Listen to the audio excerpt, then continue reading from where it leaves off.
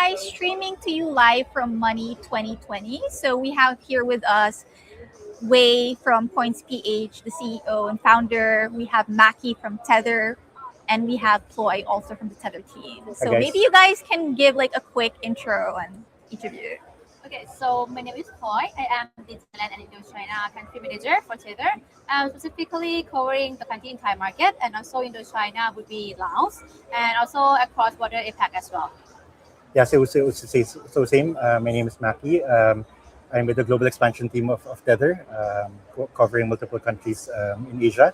So of course I'm Filipino, so I cover a lot of things for Tether in the Philippines, in some other countries in Southeast Asia. You guys know me, CEO for Coins. Happy to be here. Yeah, so when did the partnership of Tether begin and where do you see it going? I'll jump in. We've been working with Tether and USDT from day one. Whenever it was launched, we had it listed, right? I think we're one of the first exchanges in the Philippines to have USDT listed.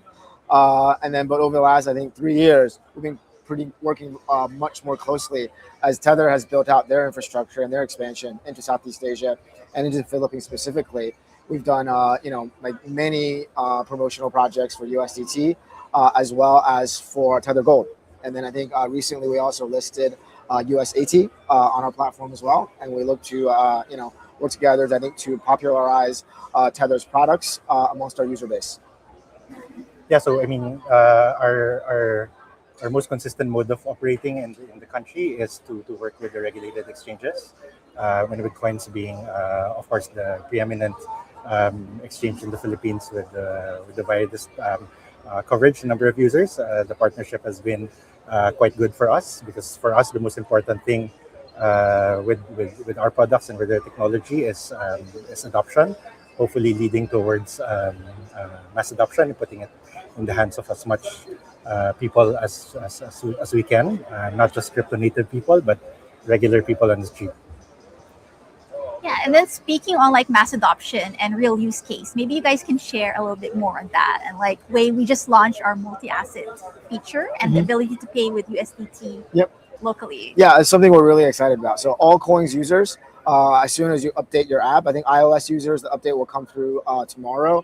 Android users, you can update your app now. Once you update your Coins app, when you scan with QR payments anywhere in the Philippines, I think, almost like 90,000 offline merchants now have Qrph enabled.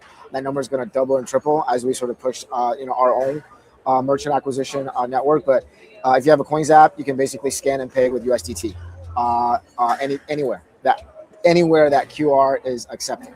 So I think that's that's step one.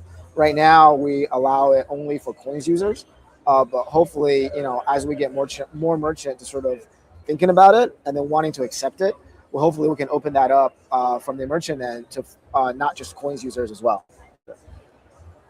Yeah, and then for you guys, like touching base on like going mainstream and like a lot of creators are starting to use and look into stable coins. So maybe you can share a little bit more of like what it means for Tether for the mass adoption side. Okay, sure. So maybe for me, because Thailand and Indochina, we have a really strict regulations, so we cannot do crypto payment, right? So stablecoin mass adoption become in a way that they are doing like cross-border settlement or actually B2B payment. For KOL, what they do is that, before we have to be like, they cannot accept, currency, apart from Thai baht. And if they do, they have to wait for the bank settlement. And it become really slow for them. And sometimes they wanted to get that payment maybe tomorrow or today, but then they have to wait like next week. So when we have the UCT, they, instead of just telling the partner, the bank account, they just give them, I have my wallet, can you just transfer the UCT to me? And then that also making the employer or the one who hiring them easier to make a payment as well, because the job get done faster, and also they can make the payment faster as well. So yeah, that would be a lot of use case that the KOL in Thailand are doing right now. I think for us in general, this specific segment is use case definitely is quite interesting, and proof of that is like Tether has invested quite significantly in the space. Like there's Rumble in the US. It's not very popular in this side of the world, but in the US, it's like next to YouTube, quite popular with both viewers and content creators. We're powering the Rumble wallet, where content creators can receive tips and users can give tips. So it can be in the form of BTC, Tether Gold, and obviously USDT. Another recent investment would be WAP. I also met a lot of Filipinos who do content clipping on WAP. They're starting to put USDT payments in a lot of their flows, paying content creators billing for their content. And a lot of these models, though it's largely based in the US right now, we hope to replicate in many areas of the world. And I mean, with what's going on with coins, with payments, I think it becomes easier and easier to replicate. Yeah, and also like it makes it easier for the barrier of like wanting to send your creator wherever you are in the world gifts or just ways to support the creator.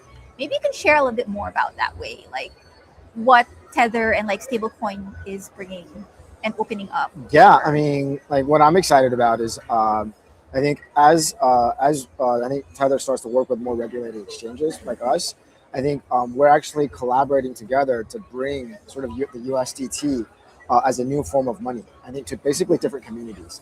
It's pretty straightforward that the initial community that we've attacked are basically crypto users, right? And then now we're bringing it to merchants, and then now we're bringing it to sort of more the payment industry. I think what you mentioned in terms of how do we bring that to creators, that's super cool. I think like right now, I think the creators are partly trapped by their geography, right? Like for example, your sister has millions of fans in Southeast Asia, but she can't be collecting IDRs and Thai bahts and Vietnam dongs and Hong Kong dollars, right? But most of our audience probably have access to USDT through their local platforms, right? And I think by being able to accept to sell subscription packages or to sell physical products, and then like we would love to be able to add USDT as a form of collection for and then that I mean I call that as like a top-down effect, right? Then all of the other community within sort of the creator industry can learn and use that, right? And I think it's just that I think we're at a different phase than when I came to the industry, like 7 or 8 years ago now, where it's sort of like still a taboo word, but now it's like it's very ubiquitous, especially with licensed exchanges. I think in Southeast Asia now, in Indonesia, in Thailand, and now we see Vietnam coming online, and Malaysia. I think also in Singapore and Philippines, obviously in Hong Kong. So basically, all of these regions now, people can get access to USDT now, right? And once they can get access to it, they can use it and they can send it, right? And they can tip with it, they can buy things with it, probably even easier than credit cards. I'll be honest and then with just you, like right? it becomes super spendable and the use case of it. So Yeah. a big thing is I think the word is sorry, took me a while to get to the word is network effect. yes. I think USDT has a massive network effect amongst the youth population in Southeast Asia now, and I think it's up to people like us to sort of attack different communities. Yeah, and then touching on that, like previously, like there was only a certain segment. If you were tech savvy, that's the only time you can like use stablecoin. But now like even grandmothers and like different age segments are looking into it, and maybe you can share more on the audience and the people who are benefiting from stablecoins beyond the creators and who we mentioned. Yeah, I mean, historically, it's always been like a necessity. It's the mother of all invention, right? So I remember watching a keynote by Paulo, our CEO, where he was showing like the growth chart of USDT, right? So we're at $188 billion now. But if you look at the steepest incline in that chart, a lot of it happened during the pandemic. And because there was suddenly a need for people to onboard into dollars without leaving their house, right? So I think like in a market like the Philippines, one thing that we're quite interested in looking at together with partners like Coins is like a big contributor to the economy is remittances, right? So those usual remittance transactions that are being done through counters and banks can actually just be a wallet-to-wallet transfer now with stable coins, right? So and I think a lot more people are quite open to trying it out and see if it will really be faster, near instant, or if it will really cost so much more than the methods that they're used to. So I think like a combination of factors bringing it to mass adoption, like especially now with with wars going on, with the gas prices, the families are starting to get pinched, and whatever money is being sent to them, they need to maximize it. They need to make sure that they get most of it, right? And I think if people try it, they will realize that it's not only efficient, but they'll end up getting much more of the remittance by saving through a multitude of fees. Yeah, we often talk about individuals, but we're seeing local businesses and large institutions get into this. So like payroll and just different ways of using stablecoin. Maybe you guys can share a little bit more on this. I think for me is that, like for institutional, UCT become a just-in-time treasury for them. Because before, like the company, moving away from pre-funding the money in bank accounts in multiple countries, but now they are just like putting the central liquidity pool in UCT. So when they want to deploy it, when the debt, the settlement, or the invoice is due, right? So and also it removing friction. So bypassing the intermediary complexity, they can set a million, multi-million dollars at 10 p.m. on a Sunday, as easy as on a Monday morning. So yeah, it helped them to gain the control of what they want to do with their investment, and it also free up their working capital and time as well. Yeah, I think a lot of the big payment companies have been innovators in this space because if you're receiving money, not a lot of people see it, but as a big institution involved in the payment space, there's a lot of capital being trapped everywhere by having to pre-fund accounts to make the transfer of money faster. But a lot of that is solved by exchanges, by using stable coins with near instant settlements and with less fees. Yeah, I think for us, it's kind of funny that we see more transactional volume on stablecoin trading on the weekends than we do during the weekdays, as we've onboarded more financial institutions onto our platform to trade, mainly because we're the only platform that's open on the weekends. Exactly. So on the weekends, the FX market is closed because the banks are closed. Yes. But hey, guess what? On the weekend, people have money needs just as much as they do during the weekdays or in the after hours. So like during the weekdays, we see like 60, 70 million. During the weekends, we see like 80, 90 million traded, just because I think some of the financial institutions have to move over, and we become like a hedging platform for them as they sort of, still have to process payments.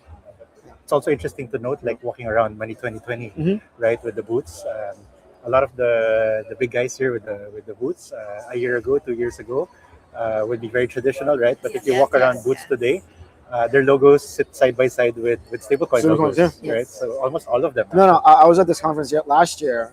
I was on the stage with my regulator, and then they had we're talking about stablecoins, right? And then the host had an audience of like 70, 80 people do a show of hands. Like, how many of you hold stablecoin? I was shocked. Only like 20, 30% raised their hands. Yes. But I think this year that number is definitely higher. Yeah, and then like touching base on USAT and XAUT, like for the layman, can you share a little bit more on why they should pay attention and like what that means? Yeah, so the hero product is still USDT. XAUT is relatively new. In layman's terms, it's a token that tracks the troy ounce of gold. So if you buy it now and the price of gold appreciates over time, by the time you redeem it, you get the benefit. It doesn't track it. It's backed by gold. It's backed by gold. Where's the gold held? I did the deep dive on this one. Where's the gold held? The gold is in Swiss vaults. Vaults in Switzerland. Right? So there's a way to properly track. Especially Filipinos are very into gold, and the gold prices has been going up. So it's something that you guys can look into, and it's like really quick and easy to buy. Yeah, it's interesting for a wallet like Coins, right? So imagine a wallet with USDT. That's easily spendable. You can consider that as your checking account. And then you can onboard into XAUT, that's gold. So that could be your savings, right? So in the Coins wallet, you have your spending money and your stable the ability to swap out between the two, because like with physical gold, you actually have to go to the pawn shop and like trade it. But with actual XAUT, it's much easier to swap. Yeah, I think we can do a lot of promotions behind it. We're not doing a good job of educating our users if you don't even know about it. So no, it is for the layman because we're getting a lot of like students asking, like they're afraid to transact on these assets that they don't know about, Yeah. and like for them to hear straight from the Tether team, from Coins I team. think I have a good example for maybe some of the students because it happened in real life in Thailand actually because during the unfortunate war time there were time when the gold shop in Thailand are closed down and people were like really yeah. shocked because we The were war a lot of happened on a physical. weekend. Yeah, and they were like, oh my Okay. god, and, And they then was they like, wanna no, get you in. cannot sell or purchase anything, and then suddenly XAUT just grew up, and then people were like, oh wow, okay, that I have to go for digital gold. And it has to be XAUT because we can see the transparent, we can see the track record. So that's why I can say that digital gold is something that is a new opportunity for investment and also an open channel for people who wanna try to hold something new. I mean, because we already, as Asian, we already have a deep relationship with gold at the store of value. Everyone love gold here, so we wanted to have like how we can hold it easy, and when if we want to move it, how do we move it easier, right? So I think digital gold would be one of the best tool that they could use if they want to do something new investment. Yes. Yeah, and for Coins and Tether, what do you guys see in the next like 3 to 5 years, and how can we work stronger together? Yeah, I mean, for us, we want to push USDT out there into the market, and then also work with USAT to basically facilitate a lot of the remittance flow coming in and out of the US. I think what we see now is that especially since the Genius that got passed last year, we see a lot of financial institutions in the U.S. starting to replace or to supplement their sort of SWIFT dollar transfers with basically stablecoin wiring, and I think that's going to be like gradually. That's like what 1%, 2%, maybe getting to 5%, 10%, and then we hope to basically populate that flow with basically Tether stablecoins, whether it's USDT, USAT. And I think that's just one part of the equation. I think the other part of the equation is we want the merchants in the Philippines to have a sort of USDT logo next to the Visa and Master logo to say, this new money is accepted here, right, on a one-to-one basis without any, leakages, with no hidden FX charges, with no hidden MDRs. So the merchants get more money and the users, can spend more. I think those are the things that we look to, and the merchants get the money faster as well. So sort of because I think for us, like, our goal is like to achieve what's called T plus 0 plus 0. T plus 0 is basically what's the fee, and then the other one is how long does it take. Right now, typical merchant MDR timeline in the Philippines is like 1.5 to 2%. It takes maybe 1 to 2 to 3 days to get their money. Right? If they accept credit card, it's like 2%, 3%, 4%, and it takes like 3 to 4 days to get their money. Right? I think once merchants start using, if they can accept Tether, they can get their money right away, and the fees are minimal. Right? I think those are the advantages that we hope to sort of build together, I think, to the merchants. And secondly, I think, from a nation building perspective, I think, like, everybody here now I see is like kind of a digital nomad in some way or another, and especially in Thailand, and to a certain degree in the Philippines as well, right? And then everybody come with USDT in their wallets, right? And they want to be able to spend it without being, how do you want to say this? Without being taken advantage of, right? And I think that's the biggest. And I think and the merchants is. So I basically see us as sort of providing that the medium for the user, for the holders and the merchants. I think that's sort of the bridge that we want to build here at Coins. Yeah. Yeah, I mean, in the near future, I think nearer than anybody can think of. Like, I mean, I'm gonna steal one line from, I think it's from one of Wei's interviews, that I think a year or two from now, stable coins will be invisible as technology and regulations work side by side to make things more accessible, more efficient. I think people will be sending money to each other without even realizing that it's happening on this layer. Further than that, I mean, 3 to 5 years from now, I think a year ago it would be easy for me to answer, but with all the things happening with AI and everything, again, walking around the conference, people are now talking about agentic payments. I mean, it's going to take another hour for us to discuss that, but it's another interesting thing that can happen in the future. It's both an opportunity and a challenge, and it's something that we're willing to take head on with our partners as well. We're big investors in our own AI development kits, so we're excited for the future. Yeah, so we're pushing for mass adoption. What do you think is the biggest hindrance right now, and what can we do to just continue to push even like further? I think for me, it's depending on the speed and efficiency. Because right now, especially in the Thai market, we have a lot of people who are really high digital literacy and also utility first mindset. But then what wasn't ready was actually the infrastructure that we didn't have. Distribution infrastructure that allow the people to be able to access to the stablecoin or even or the regulated gold products. And that's why we have like regulated platform like Coins and also other in Thailand as well. So that's why I think that would be one of the obstacles that actually making it hard for us to be able to tap on the new technology, because I believe that we are not creating or building a new class access, but we're actually creating a more connected and efficient regional economy for everyone. Yes. Well, I think regulation definitely helps. The saying is that with regulation comes trust, and with trust comes more use cases and more users, therefore leading to the mass adoption that we are all hoping for, right? So, but of course, education is also key, and I think that's one of our major common collaboration efforts is to make sure that as we put the technology in the hands of people, we also educate them on how to use it properly and what safeguards to watch out for as they use it. I think the biggest challenge is distribution. Yeah, I mean, I think crypto is a bottoms up. Like we've been doing the bottoms up for a long time. I think we have some distribution now, but I think we still don't have mass distribution. If you look at the biggest distribution of technology products globally, it's Google, it's Apple, right? It's Facebook, and they're not using it, right? I think it's distribution. I think that's why I think like the potential is massive, right? And I think just because like you can't even use stable coins in the Google App Store, like why not? Like seriously, why not? Like you have to ask yourself that, right? And if you can start doing that, I think then you get like real adoption. Yeah, so not yet, and it's partly timing. So for the last question, what can you say to anyone who's skeptical of this technology or on the sidelines? And maybe you can start with just look at the size.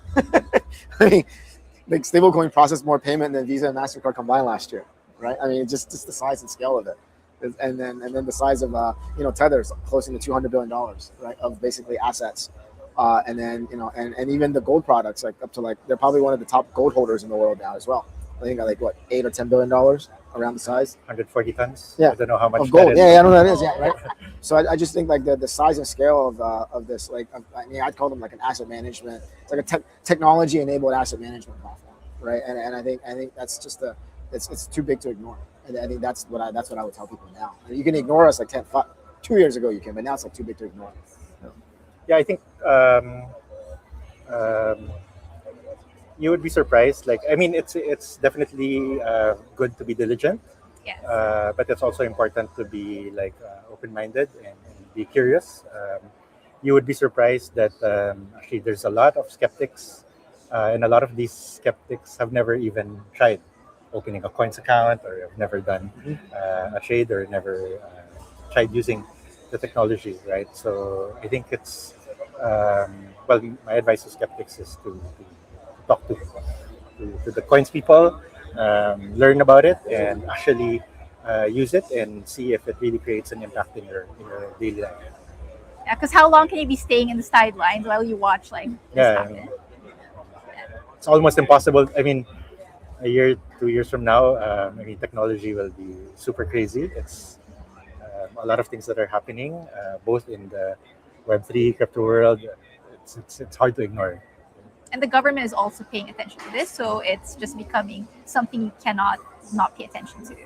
And it's also saving you money. So all the finance people and Tradeify, like they're definitely looking into it. And do you have anything? Actually, for me, I would say that stablecoin is not a scary thing. I would say that it's just another token that moving on rails that happen to be much better than the old ones. And I would say that stablecoin right now is not just an alternative anymore. It become the real time, the standard real time finance that everyone have to use it because they cannot avoid it. So for me, I would say that you just keep your mind open, be open to any new opportunities, and then you can get to learn from the campaign from Coins and Tether, and also from the website, YouTube, everywhere we have the stable coin, we have anything that you can learn from YouTube, internet, right? AI, especially they can teach you as well. So I think it is something that you have to be open-minded to learn about it. And then once you are open-minded, you'll be able to know what is it good, why is it people using a lot. So yeah, I mean, just be open-minded.